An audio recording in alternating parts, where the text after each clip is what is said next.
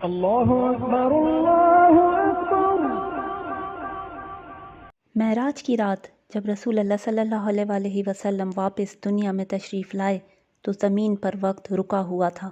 آپ صلی اللہ علیہ وآلہ وسلم نے تقریباً 1238 کلومیٹرز حرم سے بیت المقدس تک طے کیے، ایک ایک کر کے 7 آسمانوں پر گئے، اللہ تعالیٰ کی نشانیاں دیکھیں اور واپس بیت المقدس اور پھر حرم تشریف بھی لے آئے۔ مگر زمین پر کیا حالت تھی کہ ابھی وہ بستر جو آپ صلی اللہ علیہ وآلہ وسلم چھوڑ کر گئے تھے اس میں آپ کے جسم مبارک کی حرارت باقی تھی۔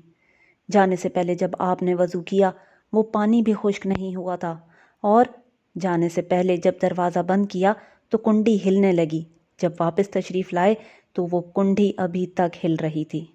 ان تمام نشانیوں سے ظاہر ہوتا ہے کہ زمین کا وقت روک دیا گیا تھا، وقت گزر رہا تھا تو صرف رسول اللہ صلی اللہ علیہ وآلہ وسلم کے لیے، اور ایسا ہونا کوئی ناممکن بات تو نہیں۔ آج کل کے دور میں تو یہ بات سمجھنا اور بھی آسان ہے کہ جیسے انٹرنیٹ کے ذریعے گھر کے باہر کھڑا ہو کر بندہ گھر کی لائٹس کو آن یا آف کر سکتا ہے، زمین پر کھڑے ہو کر اسپیس میں موجود سیٹلائٹس کو کنٹرول کر سکتا ہے، تو کیا زمین و آسمان کی گردش بنانے والا، اس میں وقت کی رفتار کا پھیرا گھمانے والا، کیا اس ساری گردش کو، اس سارے سسٹم کو کچھ دیر کے لیے روک نہیں سکتا؟ کیوں نہیں، وہ تو ہر چیز پر قادر ہے۔ اللہ کے پاس تو نہیں معلوم کون کون سی ٹیکنالوجی موجود ہے جس کی ایک ذرا سی جھلک دنیا میں سائبر ورلڈ ہے، انٹرنیٹ ہے۔ اچھا جی، یہ سارا سفر تو گزر گیا رات کو، اب اگلی صبح کیا ہوا؟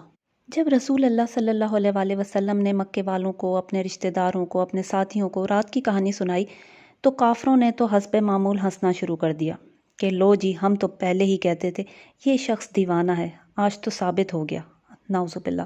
روایات میں آیا ہے کہ اکثر مسلمان بھی پریشانی کا شکار ہو گئے کہ یہ حضور کیا کہہ رہے ہیں، کیسے یقین کریں ان کی اس بات پر۔ کافروں کے ہاتھ تو جیسے موقع آ گیا، جلدی جلدی شہر کے ان لوگوں کو جمع کر لائے جو بیت المقدس جا چکے تھے۔ کہا پوچھو ان سے، اگر دیکھ کر آئے ہیں مسجد اقصیٰ کو تو کیسی ہے وہ؟ پہلے پوچھا گیا کہ ہم تو کئی روز لگا کر بیت المقدس پہنچتے ہیں، آپ ایک رات میں چلے بھی گئے اور واپس بھی آ گئے، یہ کیسے ممکن ہے؟ یقیناً کوئی خواب دیکھا ہے جو یہاں کھڑے ہو کر بیان کر رہے ہیں۔ حضور نے ساری تفصیل بتائی اپنے آنے اور جانے کی، لیکن نہیں یقین کیا گیا۔ پھر پوچھا اچھا بتائیں مسجد اقصیٰ کے ستون کتنے ہیں، اس کی عمارت کیسی ہے، وہاں کے بازار کیسے ہیں، فلاں عمارت کیسی ہے، فلاں جگہ کیسی ہے؟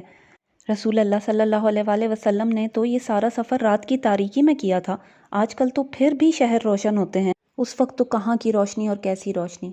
آپ وہاں جا کر شہر تھوڑی گھوم رہے تھے یا مسجد کے ستون تھوڑی گن رہے تھے، اور وہ بھی اندھیروں میں۔ ان سارے سوالوں سے رسول اللہ صلی اللہ علیہ وآلہ وسلم گھبرا گئے کہ ویسے ہی لوگ ان کی بات پر یقین نہیں کر رہے، اب کچھ الٹا سیدھا بول دیا تو اور مذاق بنے گا، لیکن عزت رکھنے والی ذات تو صرف اور صرف اللہ کی ہے۔ یہاں ہوئی گریٹ ٹیکنالوجی کا استعمال۔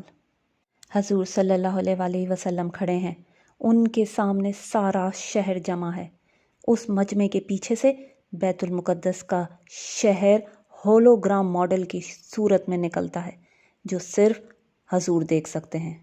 شہر والے بیت المقدس شہر کی جس عمارت کا سوال کرتے وہ عمارت باقاعدہ زوم ہو کر آپ کے سامنے آ جاتی اور آپ ٹھیک ٹھیک جواب دیتے۔ پھر مسجد اقصیٰ کے بارے میں سوال ہوئے تو پوری مسجد زوم ہو کر آپ صلی اللہ علیہ وآلہ وسلم کے سامنے آ گئی، ایک ایک ستون، ایک ایک دیوار، ہر چیز کے بارے میں تفصیل سے جواب دیے۔ یہ ہے اصل معجزہ، یہ ہے اللہ کی قدرت۔ ہم تو آج کل ٹی وی پر ہولوگرام ماڈلز بنتے دیکھ کر اتنا خوش ہوتے ہیں، کرکٹ میچ کے دوران گراؤنڈ میں یا کسی بھی سپورٹس کے دوران جہاز اتر آتے ہیں گراؤنڈ کے اندر، اشتہارات کے گھی تیل دودھ کے ڈبے بنتے دکھتے ہیں۔ یہی تو ہے وہ اللہ کی ٹیکنالوجی جو اس نے اس دور میں دنیا کے لوگوں پر نازل کی، اور کس انتہا تک ابھی تک اللہ کے پاس یہ ٹیکنالوجی موجود ہے اس کا تو تصور بھی ہم نہیں کر سکتے۔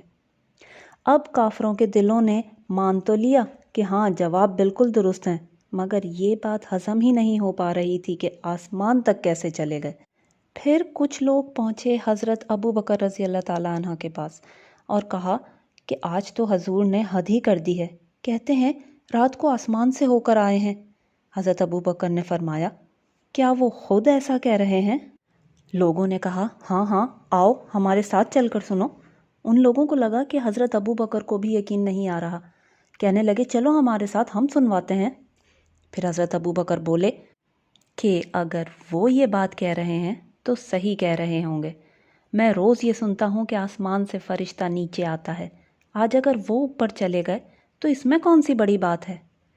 یہ ہے وہ تصدیق جس کے بعد حضرت ابو بکر رضی اللہ تعالیٰ عنہ کہلائے صدیق اکبر، ابو بکر صدیق رضی اللہ تعالیٰ عنہ۔ دوستو، کافروں نے چاہے اس واقعے کو دل سے مان لیا ہو مگر زبان سے اقرار ہرگز نہیں کیا۔ اس کے پیچھے یہ مقصد بھی تھا کہ اگر ایک بات مان لی تو پھر ساری ہی باتیں ماننی پڑیں گی، پھر اس کے سامنے گھٹنے ٹیکنے پڑیں گے اور ہماری جگہ پھر یہ شخص یعنی رسول اللہ صلی اللہ علیہ وآلہ وسلم سردار بن جائے گا۔ تو صدارت یا کرسی کون چھوڑتا ہے، چاہے ایمان ہی چلا جائے۔ استغفر اللہ۔ دوستو، اس سارے واقعے سے متعلق اگر آپ کے ذہن میں کوئی سوال آتا ہے تو آپ کمنٹس کے ذریعے مجھ سے پوچھ سکتے ہیں۔ شب معراج کا پورا واقعہ میری دوسری ویڈیو میں ہے جس کا لنک میں نے ڈسکرپشن میں ڈال دیا ہے۔ آج تک کے لیے اتنا ہی۔ وآخر دعوانا ان الحمد للہ رب العالمین۔